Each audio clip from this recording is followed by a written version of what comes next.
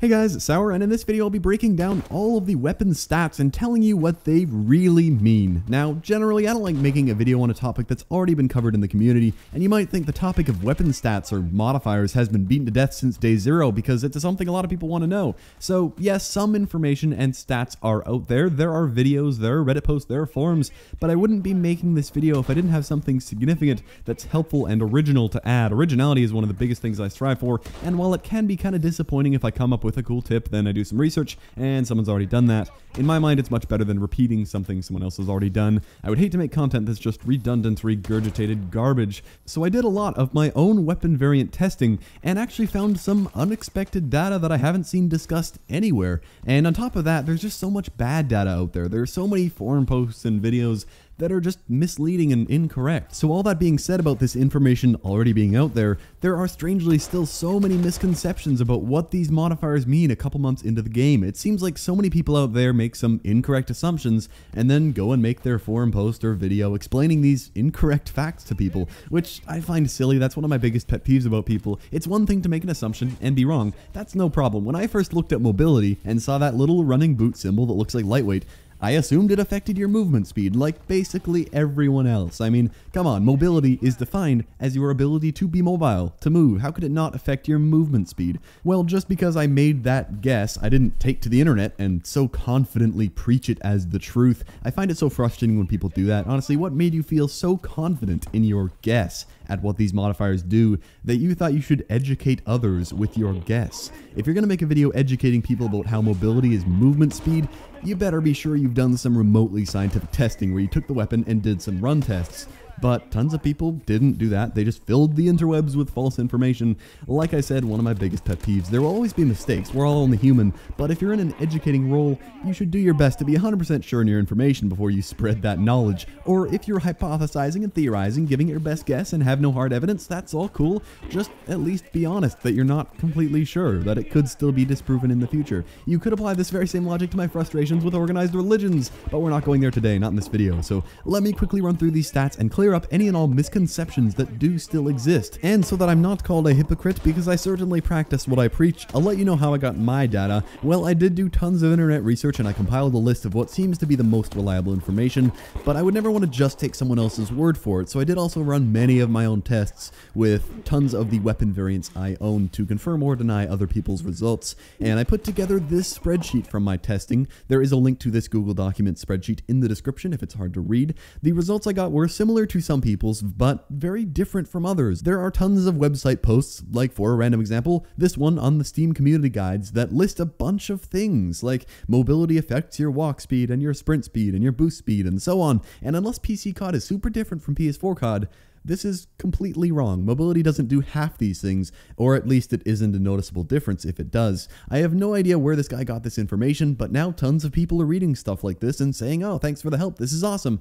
And it's just spreading the lies, and I guess someone either made it up along the way and people started believing it, or maybe these guys have actually managed to find where in the game code these things are handled, and perhaps I'm being the ignorant fool and I just can't test things like boost speed very accurately enough on my peasant console. Maybe the modifiers do all these things after all, but it's just such a small change that you can't notice. Either way, if that's the case, you don't have to worry about it when picking your weapon. Finally, I will certainly admit that there's the chance that I'm wrong with this. This is just my testing, but I do have confidence in most of these results, and I'm especially excited to share some of the oddities that occurred. Alright, I'm sorry, gotta move on. The introduction spiel went way too long, but it's going to be a long video regardless. So let's go through everything. Yay! With damage, there isn't much to explain. It affects the damage of each of your shots, except for shotguns. I can't say for sure whether it affects your individual pellet damage or not, but I don't think it does, because what I know that it does do for sure is it affects how many pellets you fire per shot. You can see here the Bulldog Man-O-War fires 6 pellets, while the Facehammer fires 9. So knowing that the standard is 8, it's pretty clear that for every point of damage, you either gain or lose a pellet in your spread. So back to everything else, damage is pretty simple, but I won't stop there, because the first question that pops up when I mention damage is, well, How much does it affect your damage? Well, changing the damage is quite similar, but not the same as changing your range. Theoretically, it should affect the time to kill by increasing or decreasing the shots to kill required at certain ranges, helping you get the kill in some scenarios where you wouldn't have otherwise. So everyone wants to know when they should worry about damage and when it doesn't matter, but it's impossible for me to test every variant and tell you. That data might be on the internet eventually, but for now, the best advice I have for you is to use the virtual firing range to your advantage. It is an amazing tool. I'm going to run 2 damage tests here to show you how you could conduct a basic damage test for yourself. I have here a popular weapon, the Moors. I'm going to have a control, then test the Moors Tumbler, which has up 1 damage. Then I'm going to test the Moors Doctor, which has down 1 damage. So lanes 3 and 4 are going to be your friend here, as they give close range and medium to long range stationary targets, and that's what's important for consistency. The testing footage is long, so I'll speed it up. What you'll see is that the regular Moors is a 1-shot kill to the head, body, and legs, but a 2-shot kill to the arms. Then at long range, or it's not that long range, but the data is exactly the same. So then I used the Tumbler variant with +1 damage, and then I go to test the close range arm shot, but it's still a 2-shot kill, and that's all I really need to know, because any other results don't matter in most practical situations. I already know that if the last Moors was a 1-shot kill to the head, body, and legs, of course the +1 damage weapon will be as well. Then I tested the Doctor with -1 damage, and that is still a 1-shot kill to the legs at long range, and that's all I needed to know. So it seems that at most common ranges, it doesn't matter if I have +1 damage or -1 damage on my Moors. Now I will say it's likely that at a very long range, like the lines of sight you'd see on the map Instinct, the damage would come into play, but that's a more difficult test and not super practical. I like the virtual firing range test for deciding what weapon I want to use. If I had the Moors Silver Bullet, which is +2 damage, I bet it would be a 1-shot kill to the arm at close range and hopefully long range as well, but I unfortunately don't have that variant to test. Now, just in case I've convinced you that damage isn't very useful, I'll do one more test with an even more popular weapon, the Bal 27. So here I have the base weapon, the 223, which lowers the damage by 2 and unfortunately affects range as well, so I'll probably just do the close range test this time. And everyone's favorite, for good reason, the Obsidian Steed. So I won't make you watch all the testing. The results for the close range test were as follows. The base weapon has a 3-shot kill to the head and a 4-shot kill everywhere else. The 223 was actually a 4-shot kill to the head and a 5-shot kill everywhere else. So that -2 damage had a surprisingly huge effect, lowering the shots to kill by 1 across the board. And finally, the Obsidian Steed, which has +2 damage, was a 3-shot kill no matter where you shoot. So headshots no longer matter at this range, but every shot is essentially a headshot. Despite the 223's superior fire rate, I would still have to declare the Obsidian Steed the winner in this category. So I hope you learned something with damage there. If you want to test your own weapons, I definitely suggest you do. I find it interesting personally. Let's move on to the accuracy. This is a very interesting stat because it's slightly more confusing. Damage is super obvious what it means, but accuracy could mean many things. Idle sway, hipfire spread, ADS time, visual recoil, center speed, or actual recoil. Who knows? Well, I think I know. For the most part, accuracies seem to affect, or at least mainly affect, the center speed, or the actual recoil of the gun, making it quite a good thing to have on some classes.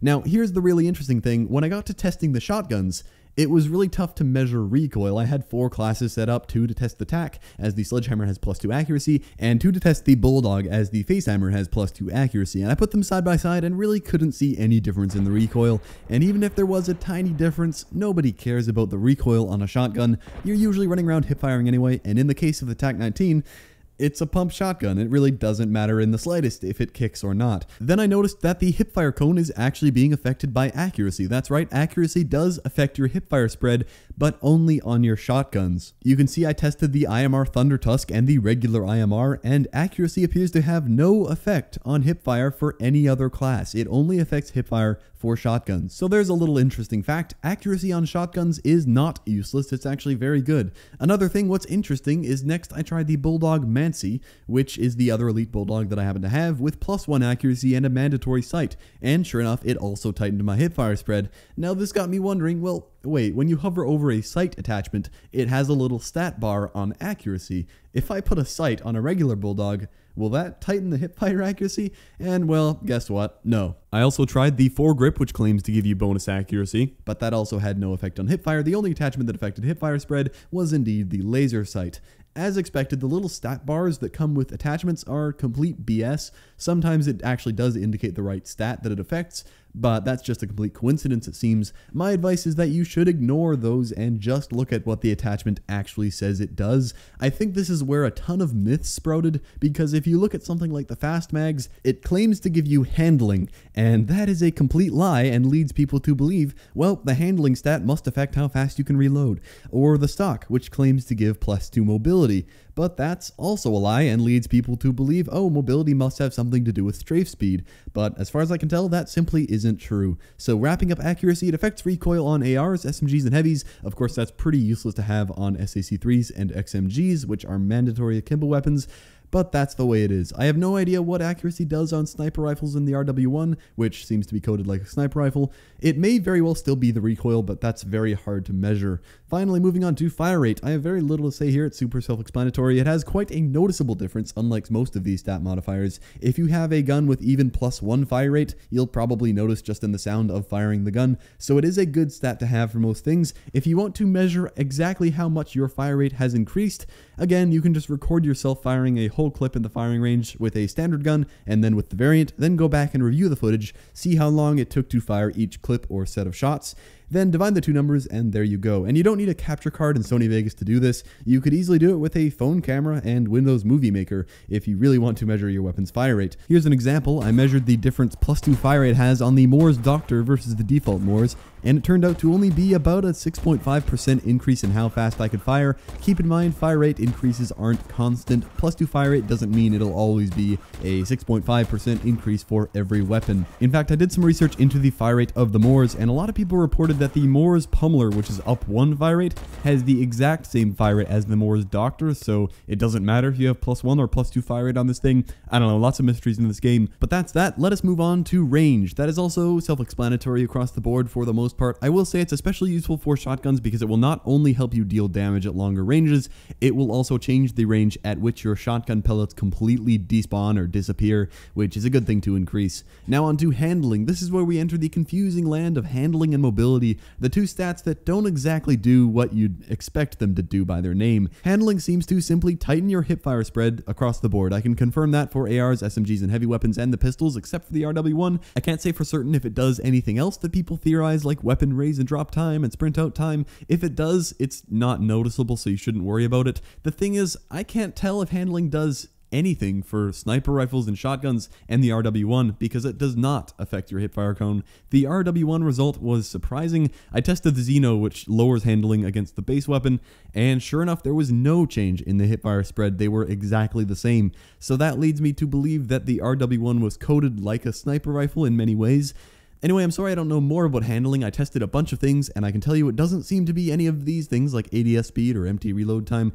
All I know is that it can be an okay stat for some weapons that you'll be hip firing a lot, but it does not apply to sniper rifles, so it will not help you get into phase by granting you easy 720 ladder stall YY no scopes. Now on to mobility, the variant most often discussed because it really sounds like it should affect your movement speed somehow, but it only seems to affect ADS time, and in a very small way. I can't say for certain that it does not affect your movement speed or your boost speed or strafe speed somehow, because there are tons of sources of error in my testing, but I can say that it only seems to affect ADS time for every class by 1 frame per point.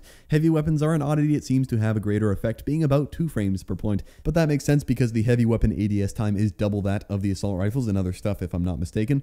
But in any case, this is never going to be very noticeable in game. 1 frame in 60 FPS is of course a 60th of a second, which does not translate to much. ADS time is an important stat for stuff like snipers and ARs and heavies, and the quick draw grip is arguably one of the best attachments for ARs and heavies, but this sadly does not help you out very much, and I'm going to go ahead and say you'll never need mobility unless more information surfaces about what it does that I just can't see.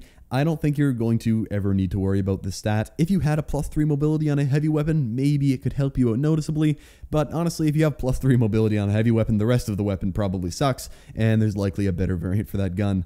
I can demonstrate the effects of mobility super easily with the SN6 III. This is the perfect poster child for lowering mobility, and I must say you can notice it when it's -3 mobility. You can see this slowed down ghosted footage. The base weapon clearly finishes the ADS motion 3 frames ahead. If you want to slow this down even even further, you can use the video speed option if you're watching this on PC on a supported browser. Anyway, so there we have it. Time to take a breather. We just went through all of my data on all of those modifiers. I hope the testing was accurate enough to provide solid results. Now, the last thing I wanted to do in this video to provide some extra value to you in case you're staring at these stats thinking, yeah, this is all great, but I still can't decide which variant I want to use. So what I'm going to do is go through each class and give my subjective opinions on what I think is the most important and what I think you should be looking for. So for ARs in general, I think damage is the most important. Then I put accuracy there, which is quite underrated, I think.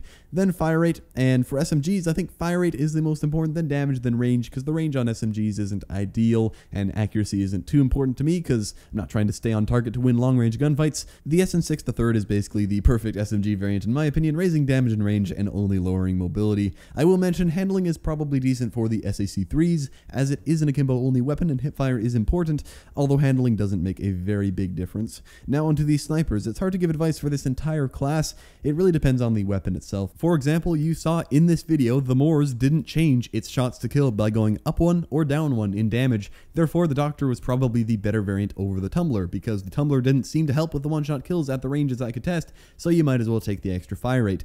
But I hope if I had the Silver Bullet, which is up 2 damage, that would make a difference, and that would be huge. Maybe it doesn't, who knows? So I said here that I prefer damage, then range, then fire rate, then accuracy, but it's really case specific. Saying that doesn't mean much. Just test your damage first to see if it actually helps or hinders you, then decide if you want to use the variant or not. Next, for shotguns, I ranked range as the most important. I don't think you ever want to lower the range of a shotgun, and it's great if you can raise it because you want to increase the distance that your pellets travel before despawning as much as you can. Then I said damage, accuracy, fire rate, because remember, accuracy does affect the hipfire spread for shotguns and shotguns only, so it is helpful. I put fire rate last, but if you're using the S12, fire rate can be pretty sweet. The S12 is pretty terrible overall, but when I had extended mags and advanced rifling on this thing, the Tiger Blood, that wasn't too bad. It was pretty funny at least. Next we have the heavy weapons, which behave very similarly to ARs with the exception of the XMG. For the XMG, I would definitely put fire rate first and accuracy last. Fire rate and rapid fire on the XMGs turn this thing into a monster, and accuracy doesn't really matter because when you're in lockdown mode, no matter how low your accuracy is or how high your fire rate is, it still basically has no recoil whatsoever. Finally, we have the pistols. I'd prioritize damage, then fire rate, then range, then accuracy, because long-range gunfights are a lost cause with most of the pistols, except for the RW1, but like I've said before, that behaves more like a sniper rifle in terms of stat modifiers. Anyway, we are finally done. This was quite the video. Took tons of time both to plan it out and put it together and do tons of testing. I hope this has helped your understanding of the modifier system in Advanced Warfare above anything in this video, because who knows how much data is wrong. What I want you to take away is that you should use the virtual firing range to test your weapons. It's a very useful tool, not just something you can do to waste time waiting for a match to start. And lastly, I'm sure there is incorrect data somewhere in this video. Obviously, I don't know everything. As you can see, there are still unknown values for some of the weapons, so my testing can't be that thorough, and surely handling doesn't actually do nothing for snipers and shotguns. I'm sure this will all become clear later in the game's lifecycle, and there might even be updates that buff how powerful handling and mobility are. But anyway, I'd love to hear your feedback or any personal discoveries you made, but thank you for watching, and I will catch you next time.